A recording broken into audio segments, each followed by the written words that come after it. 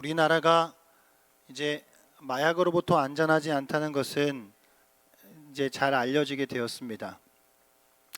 최근만 해도 우리가 잘 알고 있는 연예인들이 이 마약 범죄에 연루가 되어서 뉴스에 나오는 그런 일들을 많이 보셨죠. 이게 이미지가 그래도 괜찮은 사람들이었거든요. 그래도 저 정도 사람은 괜찮을 거야라는 우리의 나름 기대가 있었던 것 같은 사람들임에도 불구하고 똑같은 그런 어떤 이 실수들, 그런 잘못들에 이렇게 빠지는 것들을 이제 보게 됩니다. 그러니까 이게 참 우리가 그래도 아니겠지 하는 그런 일들이 있잖아요, 사람들이. 근데 그게 우리가 예상한 것과는 다르게 흘러가는 일들이 있습니다. 펜싱 선수 남현희 선수 뉴스 보셨죠? 세상에 이게 말이 되나? 이게 과연 가능한 일인가? 라는 그런 사건이 또 보도가 됐는데, 이 여자애가 여잔데 남자로 이제 속여가지고 남현희 선수에게 다가가가지고 이제 결혼을 어떻게 하려고 했던 사기죠, 이제 사기. 여러분 이게 도대체 말이 안 되는 것 같잖아요. 근데 제가 이렇게 이런 사건들을 자주 접하는 어떤 변호사의 이야기를 들어보니까 이런 일이 있대요. 그러니까 여잔데 남자라고 속여서 여자한테 다가가는 거, 접근하는 거예요. 그런데 끝까지 막 그런 피해자들이 이렇게 주장한대요. 아니 내가 그걸 모르겠냐고. 근데 몰랐던 거지, 속았던 거죠. 그러니까 참 우리가 그래도 믿었던 어떤 상대들로부터 이런 일들을 경험하게 되면 정말 큰 실망과 배신감들을 이렇게 당하게 되지요. 여러분 그러니까 참 살아가시면서 그래도 내가 그 사람은 믿었는데 라고 하는 사람으로부터 전혀 다른 어떤 일들을 이렇게 듣게 될 때 보통 우리가 자주 떠오르는 말이 있어요. 이런 말이죠. 사람은 믿을 대상이 아니라 사랑해야 하는 대상이라고 말이죠. 그렇죠. 어쩌면 그렇죠. 사람은 믿고 의지해야 되는 대상이 아니라 사랑하고 용서해야 될 대상이라고 하는 것 맞는 말일 수 있는 것 같아요. 한편으로는 너무 실망한 마음, 너무 배신당해서 쓰린 이 마음에 조금의 위안을 줄 수 있는 말인 것 같습니다. 그런데 조금 더 좀 따지고 들어가 보면 이 말이 저는 맞지 않다고 생각해요. 왜냐하면 우리가 누군가를 믿지 않는데 그 누군가를 온전히 사랑할 수 있을까요? 아니 여러분, 상대방을 믿지 않음에도 그 사람과의 건강한 관계가 가능합니까? 누군가를 우리가 사랑한다라고 하는 것은 내가 그 사람에 대한 어느 정도의 신뢰와 그 사람을 믿는 것이 있기 때문에 사랑하는 거잖아요. 그러니까 참 이 말은 이제 한편으로는 당장의 어떤 위안이 될 수 있겠지만 정확히 따지고 들면 안 맞는 말 같아요. 여러분 성도님들 가운데 신앙생활 하시다 보면은 교회에 이렇게 실망한 분들, 교회에 이렇게 상처받는 성도님들 있잖아요. 이게 조금 더 정확하게 이야기하면 보통은 교회에 상처받는 건 목사한테 상처받는 게 많아요. 죄송합니다. 제가 목사로서 죄송한데, 그러니까 목회자로부터 이렇게 실망하고 목회자로부터 이렇게 뭔가 상처를 받는 일들, 그런 것들이 처음 한두 번 정도는 괜찮다고 이렇게 해요. 근데 이게 이렇게 반복이 되다 보면은 성도님들 안에 어떤 이렇게 마음들이 이렇게 자리 잡히게 되나요? 이런 마음들이 자리 잡히게 돼요. 나는 이제 목회자랑은 거리를 둬야겠어. 나는 이제 더 이상 어떤 관계의 깊이를 난 안 들어갈 거야. 나는 교회에도 그냥 어느 정도만 출석하고 그냥 어느 정도 봉사하고 어느 선까지 더 이상 깊이 안 들어갈 거야. 왜냐하면 내가 더 이상 깊이 들어갔다가는 또 실망하고 상처받을 마음이 두려우니까 그렇게 이제 생각하는 경우들이 있거든요. 해보셨어요? 안 해보셨어요? 그럴 수 있죠. 제가 청년부 사역할 때도 아마 이제 앞에 계셨던 교육자분들이 한 1년, 2년 정도 이렇게 하고 아마 떠나셨던 것 같아요. 그러니까 제가 딱 부임을 하니까 애들이 마음을 안 주려고 그래요. 목사님도 이제 금방 갈 거잖아요. 막 이러더라고요. 그래가지고 제가 6년 있었습니다. 그래도. 그런데 여러분, 내가 상처받을 것이 이렇게 두려워서, 그것이 좀 어려워서 나는 이제 교회랑 어느 정도 선을 그을 거야. 나는 이제 목회장도 그냥 딱 어느 정도의 관계만 유지할 거야 라고 하는 것이, 그것이 건강한 신앙생활을 하는 데 도움이 될까요? 저는 그렇지 않다고 생각해요. 내가 비록 실망할 수 있고 때로는 배신당했다라고 생각할 수 있지만, 그럼에도 불구하고 우리는 또 사랑해야 하고 믿어줘야 하고 또 그 사람에 대한 신뢰를 보내야겠죠. 물론 세상에 100% 완벽한 사람은 없지만 그럼에도 우리는 믿어줘야 할 것입니다. 사람에게 실망하고 때로는 배신당하는 것이 우리의 삶이에요. 그럼에도 사랑에 대해서, 사람에 대하여서 우리가 믿어줄 때요, 건강한 관계가 형성된다고 저는 믿습니다. 실망하는 것이 두려워서 믿음을 주지 않는다면 저는 그것도 비겁한 일이라고 생각해요. 왜냐하면 누군가를 믿어주는 것, 그것이 또한 그 사람을 사랑하는 하나의 방식이기 때문이죠. 오늘 바울은요, 고린도 교회 교인들을 향하여서 나를 본받는 자가 되라 라고 그렇게 말해요. 누군가를 본받기 위해서는요, 그 사람을 믿고 신뢰해야 해요. 신뢰가 전제되지 않으면 본받는 일은 불가능하죠. 그럼 이 이야기를 바꾸어 이야기하면요, 바울은 고린도 교인들을 향해서 나를 신뢰하라 라고 말하는 것과 같습니다. 여러분, 저는 이 오늘 사도 바울이 나는 본받는 자가 되라 라고 하는 이 고백은 그냥 사도 바울이니까, 그냥 목사니까, 교회 지도자니까가 할 수 있는 말이 아니라 우리 모든 그리스도인들이 할 수 있고 해야 하는 말이라고 저는 생각해요. 우리 모두 역시 누군가를 향해서 나를 본받으라 라고 말할 수 있어야 한다고 저는 믿습니다. 우리가 사람을 지나치게 믿는 것은 옳지 않지만 누군가를 신뢰하고 믿음을 줄 때 그 건강한 관계 속에서 서로 간의 성장이 이루어진다고 생각해요. 그래서 우리 모두는 나를 본받는 자가 되라 라고 말할 수 있는 자리로 나아가야 된다라고 생각합니다. 사랑하는 여러분, 나를 본받는 자가 되라 라고 말할 수 있는 저와 여러분이 될 수 있기를 축복합니다. 자, 그러면요, 오늘 사도 바울이요, 이 고린도 교회를 향해서 나를 본받는 자가 되라 라고 말하게 된 배경이 있는데, 그 배경을 한번 생각해 볼게요. 사실은 갈라디아서나 여러 바울 서신에서 바울이 나를 본받으라라고 하는 말을 많이 했어요.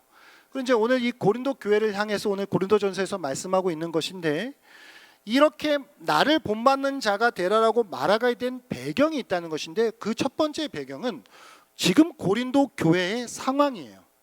지금 고린도 교회가 처해져 있는 상황 때문에 사도 바울은 나를 본받는 자가 되라라고 말하고 있는 것이에요. 그러면 고린도 교회의 상황은 무엇인가요? 그들은 지금 교회임에도 불구하고, 성도임에도 불구하고 세상적인 지혜를 자랑하고 있었어요. 그러니까 당시 학문과 문화가 나름 참 찬란한 이 고린도, 고대 근동의 이 고린도 이 문화 속에서 십자가의 복음과 하나님의 지혜보다 오히려 세상적으로 더 화려해 보이고 더 훌륭해 보이는 그런 지혜를 높이 평가했다는 말이에요.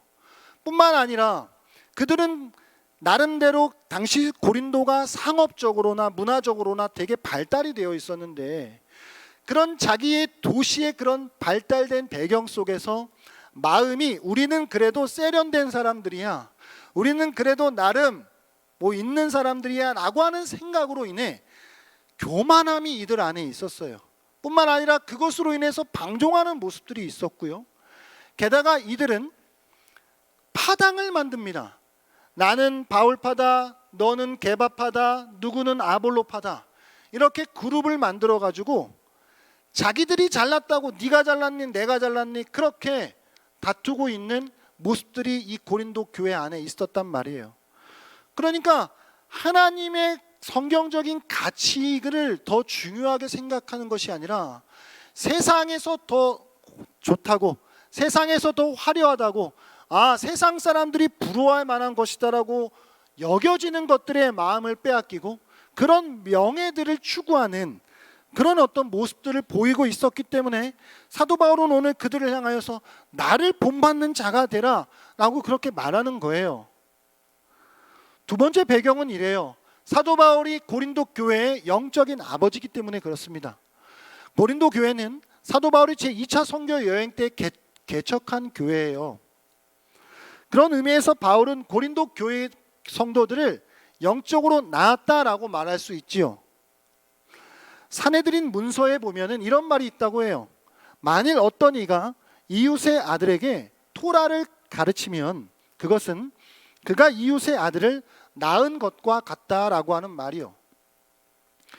그러니까 사도 바울이 고린도 교회를 참 말씀으로 잘 양육했단 말이죠. 그리고 그들을 위해 기도로 양육했단 말이에요.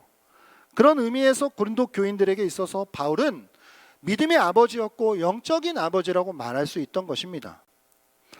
그러니까 여러분, 유대 이 문화 속에서 아버지라고 하는 존재는 자기가 먼저 본이 되어가지고 자식의 올바른 행동을 교육하는 것, 그런 것이 자연스러운 교육 방식으로 받아들여졌단 말이에요. 그러니까 자녀는 아버지를 본받으면서 자라야 됐단 말이죠. 그런 교육 방식 하에서는 아버지가 이러면 자식도 이럴 것이다 라고 하는 원리가 전제되기도 했단 말이에요. 그런 의미에서 바울이 정말 심혈을 기울여서 고린도 교회를 말씀으로 양육했다면 바울은 고린도 교인들에게 영적인 아버지였던 것이죠. 그런데 이 영적인 자녀와 같은 이 고린도 교인들이 십자가의 복음을 제대로 깨닫지 못하고 오히려 세상적인 지혜를 추구하고 그것을 높이 평가하면서 십자가의 복음에 합당한 성도로서 살아가지 못하는 그런 모습들을 보여주니 바울은 영적인 아버지의 마음으로서 그들을 책망했던 것입니다. 그거는 그들을 부끄럽게 하려거나 그들을 창피 주려고 했던 것이 아니라 사랑하는 자녀를 아끼는 마음이 담긴 권면이었다라고 하는 것, 그것을 우리가 볼 수 있지요. 그렇다면 여러분, 바울이 오늘 고린도 교인들을 이제 책망하는데 책망하는 방법이 좀 재밌거든요. 어떻게 책망하냐면 반어법으로 책망해요. 4장 10절 말씀에 보면 이런 말씀이 있습니다. 오늘 고린도전서 4장 10절 말씀 한번 보겠습니다. 시작. 우리는 그리스도 때문에 어리석으나 너희는 그리스도 안에서 지혜롭고 우리는 약하나 너희는 강하고 너희는 존귀하나 우리는 비천하여. 아멘. 그러니까 자신들은 어리석고 약하고 비천하다고, 자신들 바울의 일행들이요, 그와 대조하여서 이 고린도 교회 성도들은 지혜롭고 강하고 존귀하다라고 이야기해요. 이거는 그냥 직접 이야기한 게 아니라 돌려서 이야기한 거거든요.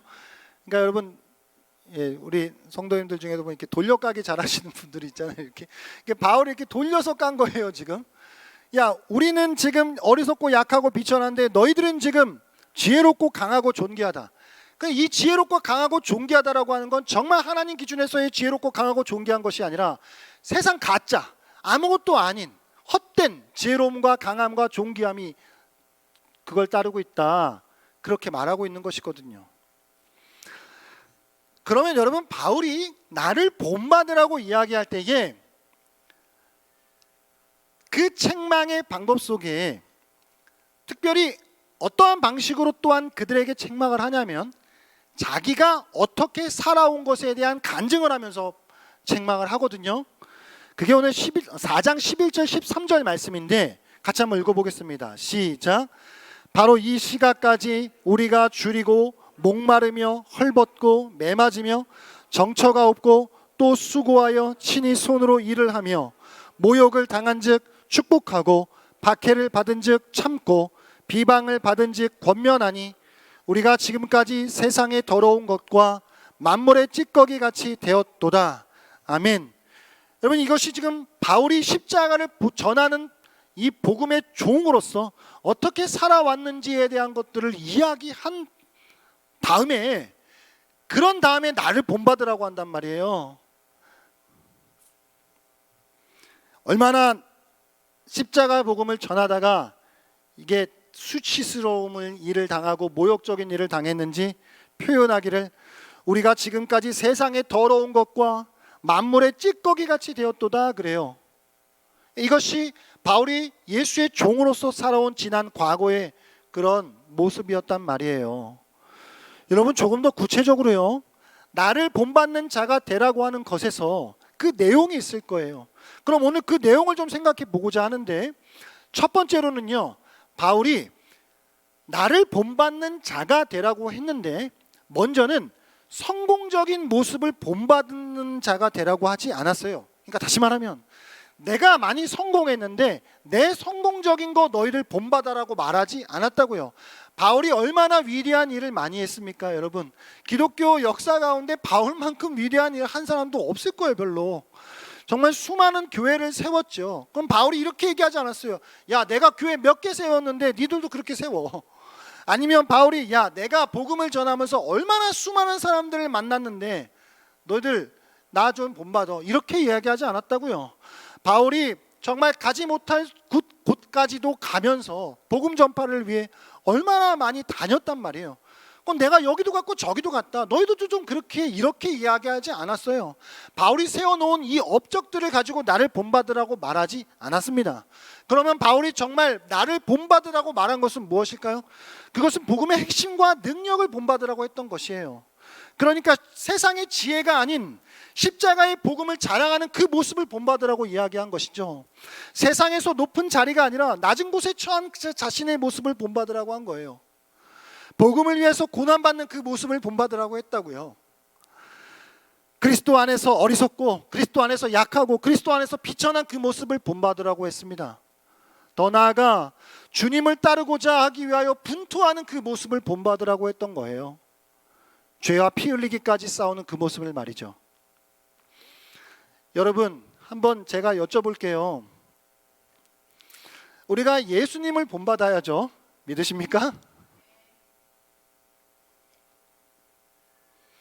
그런데 예수님을 본받는다라고 하는 것은 그게 틀렸다는 이야기가 아니라, 잘 들으세요, 현실에서 좀 동떨어져 있어요. 물론 성경에서 말하고 있지만, 그런 부분을 우리가 본받을 수 있지만 조금 거리감이 있다고요.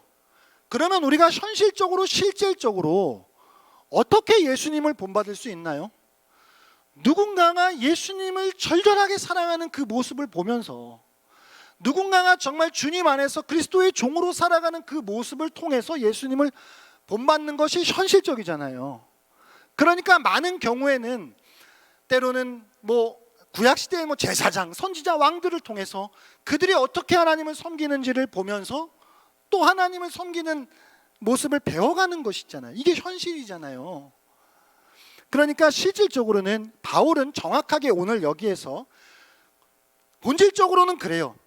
나를 본받는 거는 나를 통해서 예수님을 본받으라고 하는 말이죠. 근데 그 중간에 나가 있는 것도 사실이에요.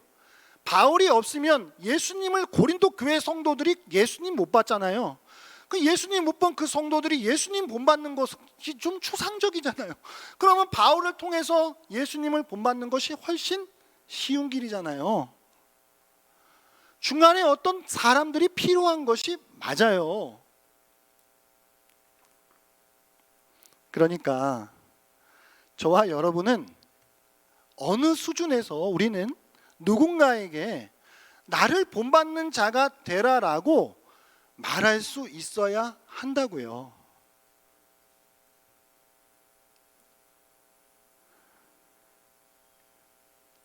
화려한 말이 아니라 복음의 능력이 증거되는 모습을 통해서요. 내 안에서 일하시는 그 하나님을 드러냄을 통해서요. 고린도 교회 성도들이 말은 화려했대요. 얼마나 언별이 좋았는지 온갖 아름답고 듣기 좋은 말들을 다 갖다 붙였는데 결국엔 능력이 없대잖아요. 하나님 나라는 말이 아니라 능력이 있다고 바울이 오늘 본문에서 말씀하고 있는 것이지요. 사랑하는 여러분, 저와 여러분이요, 우리가 완벽할 수는 없지만 누군가에게 나를 본받으라고 말할 수 있는 사람이 되었으면 좋겠습니다. 그러면 우리가 누군가에게 나를 본받으라고 말할 때 뭘 본받으라고 그럴까요? 야, 아빠가 얼마나 열심히 공부해가지고 그래도 아빠 학벌이 이렇잖아. 야, 아빠 그래도 얼마나 건강관리 잘하냐. 아빠가 그래도 사업수완이 이렇게 좋아. 애들에게 뿐만 아니라 그냥 우리는 아는 모든 사람들에게 처세술이 이렇게 좋아가지고 이런 거 본받으라고 얘기할 거예요? 아니면 내가 이 세상에서 살아가는 방법을 잘 아셔가지고 그런 거 본받으라고 이야기하실 거예요? 아니잖아요. 우리가 본받으라고 이야기할 건 그런 거 아니잖아요. 그래도 아빠가 투자를 잘해가지고 그래도 이렇게 또 잘하잖아. 이런 거 본받으라고 하실 거예요? 아니에요. 우리는 그런 거 본받으라고 할 게 아니에요. 교회로 얘기해 볼까요?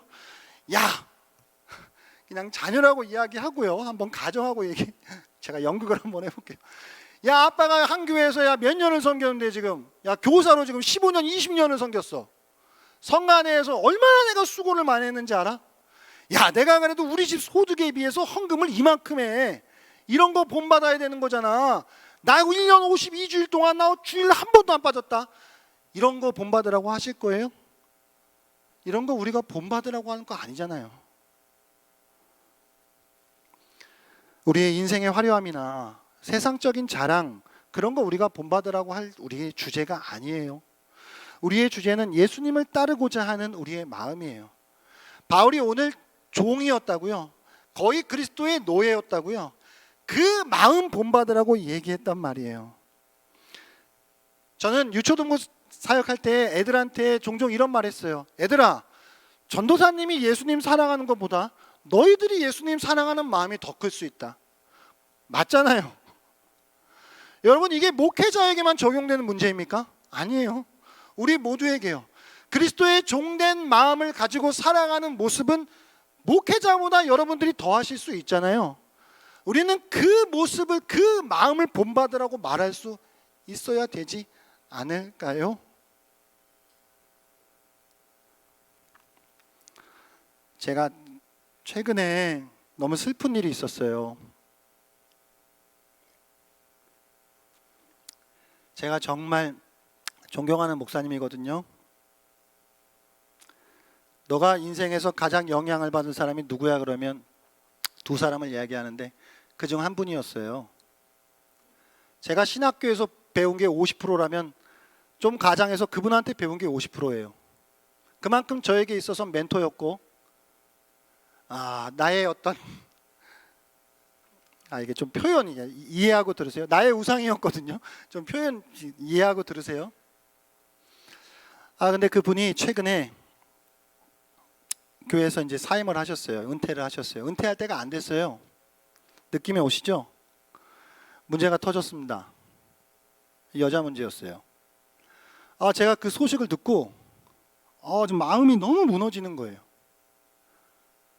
정말 눈물이 날 것 같아갖고 이게 슬퍼요. 제가 장작 한 15년, 16년 이상 바라보고 왔던 목사님이었거든요. 제가 생각할 때 그 사람은 아닐 거라고, 그 사람은 그러면 안 된다고 생각했어요. 이 소식 듣고 정신을 못 차리겠는 거예요. 그러면서 죄의 유혹이라고 하는 것이 정말 강력하구나. 이거는 누구도 여기서 안전할 수 있는 문제가 아니구나.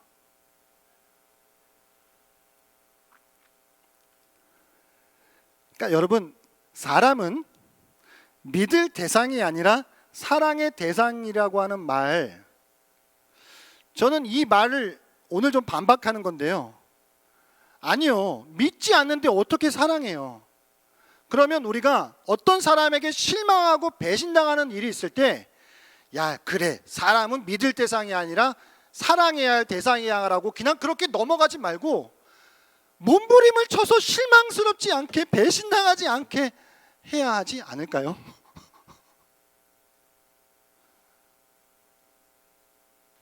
옥하는 목사님이 살아계실 때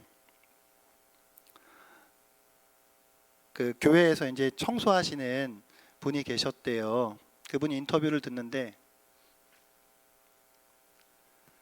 이제 좀 장애를 가지고 계시는, 이제 집이 좀 어려웠던 것 같아요. 옥 목사님이 필요할 때마다 이렇게 도와주셨대요. 도와주시면서 그분이 이제 옥 목사님 소천하시고 나서 이제 그 인터뷰를 하면서 그 옥 목사님 떠올리면서 이제 인터뷰를 하는데, 이제 뭐 잘 많이 도와주셨다 그 말 이제 하시고 나서 그 뒤에 이제 한 멘트가 있는데, 그 멘트가 저는 너무 큰 울림이 돼요. 이래요. 그분이 아마 처음부터 예수는 잘 몰랐던 분인 것 같아요. 근데 자신이 옥 목사님 살아계실 때 이런 말을 해주지 못해서 좀 아쉽다는 이야기인데, 무슨 말이냐면, 옥 목사님이 믿는 예수님, 옥 목사님이 믿으라고 하는 예수님, 나도 잘 믿고 천국 갈게요 라고 하는 말을 해주지 못해서 너무 아쉽다는 말을 해요. 그러니까 뭐예요, 여러분? 아니, 내가 예수고 뭐고 잘 모르겠는데 그래도 내가 적어도 저 사람이 믿으라고 하는 예수, 저 사람이 믿는 예수라고 한다면 내가 믿을 마음이 있습니다 라고 하는 거잖아요. 또 어떤 분 인터뷰는 그래요. 송기론 목사님이 그 하이패밀리인가요? 그렇게 상담 사역 하시는 송기론 목사님 계세요. 그분이 어느 날 옥 목사님에게 이런 말을 하셨대요. 목사님, 이제 좀 건강도 좀 살피시고 골프도 좀 치시면서 맑은 공기도 좀 맞으시고 좀 숨 좀 돌려가면서 하세요. 그랬대요. 근데 이제 송 목사님이 그냥 이렇게 되돌아올 예상했던 대답은, 나 골프 안 쳐, 나 골프 싫어해, 뭐 그런 말 이렇게 하시거나 뭐 그런 예상을 했는데, 대뜸 옥 목사님이 이렇게 대답을 하시더래요. 나 성도들 배신 안 해. 이게 무슨 말이에요? 지금은 이제 골프가 인식이 많이 바뀌었지만 당시만 해도 내가 골프 안 치는 것 때문에 위로받는 성도들이 얼마나 많은데, 내가 이게 뭐라고 이것 때문에 성도들에게 실망을 주냐. 저는 이 말이 뭐 매우 경건한 말이고 매우 성경적인 말 아닐 수도 있지만 너무 목회자적이고 현실적인 말 아니에요, 이거? 성도들에게 배신 안 한대잖아요. 실망할까 봐. 우리가 결국은 누군가를 통해서 예수님 보는 거잖아요. 그러니까 사람은 믿을 대상 아니니까 그냥 사랑할 대상이니까 하고 그냥 넘어가는 거 말고, 그래서 나는 앞으로 사람 안 믿어, 나는 이제 목사랑도 그냥 어느 정도 선 긋고 살 거야, 나는 이제 교회 더 이상 깊이 안 들어갈 거야, 이거는 건강한 거 아니잖아요. 믿음 줘야죠. 신뢰해야죠. 그래야 서로 간에 성장이 있죠. 그러면 그 다음은 뭐예요? 배신 안 해야죠. 물론 연약하니까 그러겠죠. 근데 배신 안 하기 위해 몸부림쳐야겠잖아요. 제가 그 다음 이 일 소식 듣고 그 다음 사고가 뭘로 흘러갔냐면, 야, 죄가 진짜 무섭다. 그 다음에 이 다짐을 했어요. 하나님, 교회 성장이요? 목회 성공이요? 다 필요 없어요. 난 그냥 사고 안 치고 은퇴하게만 해주세요. 목회 성장 다 필요 없어요, 하나님. 왜냐하면 사실 여러분 그렇잖아요. 개척교회가 제가 최근에 막 기도했거든요. 하나님, 우리 교회 빨리 자립해야 되는데 사람들 좀 많이 보내주세요. 좀 제가 기도 많이 했거든요. 근데 제가 이 일 듣고 다시 원점으로 돌아왔어요. 다 필요 없어. 사람 안 와도 돼. 그냥 나 하나 추스리고 살면 돼요. 나 하나 하나님 앞에서 그냥 똑바로 정직하고 정결하고 정의롭게 그냥 나 하나 끝까지 안 미끄러지고 사고 안 치고 그냥 그렇게 은퇴하는 게 그냥 소원이에요. 여러분, 이거 목회자만 해당하는 이야기인가요? 아니요. 여러분들의 가정에서 누군가에게 아빠로서 엄마로서 혹은 내가 자녀로서 내가 나를 본받으라고 말할 수 있어야 하지 않을까요? 우리가 배신 주지 말고 실망시키지 말고. 그래서 우리의 꿈 혹시 너무 하나님의 영광이라고 하는 이름 아래 막 너무 큰 거 바라면서 살아온 거 아닐까요? 우리 조금 더 넓은 집, 조금 더 좋은 차, 조금 더 세상적으로 인정받는 명예, 막 그거 하나님 영광이라고 막 포장시켜 놓고 속으로 들어가면 자기 위한 것이고 막 그런 거 이제 우리 좀 다시 점검하면서 하나님 다 필요 없어요. 그냥 나 죽을 때까지 내가 예수 믿는 성도로서 그냥 안 미끄러지고 사고 안 치고 내가 그냥 주님 부르시는 그날까지 그냥 가게만 해주세요. 주님이 내 꿈이십니다. 나 다른 거 없어요. 이렇게 살아가는 것이 예수의 종된 자들의 모습이지 않을까요?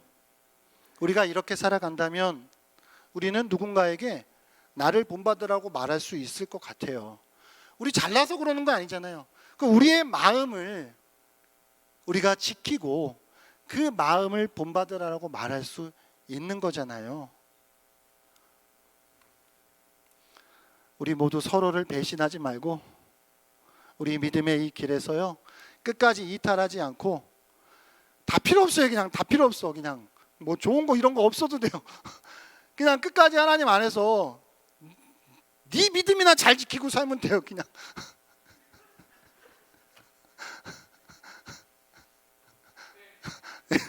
그냥 우리 믿음이나 그냥 잘 지키고 하나님 안에서 정직하게 정결하게 정의롭게 잘 지키고 살아갔으면 좋겠어요. 할렐루야.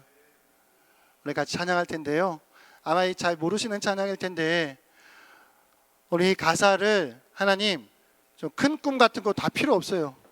그냥 예수님이 나의 꿈이시고 예수님 나의 사랑이에요. 그냥 내가 평생에 내 믿음 하나 지키는 거 그거가 나의 목표예요. 나는 고백을 담아서 이 찬양하고 기도했으면 좋겠습니다. 함께 기도하겠습니다.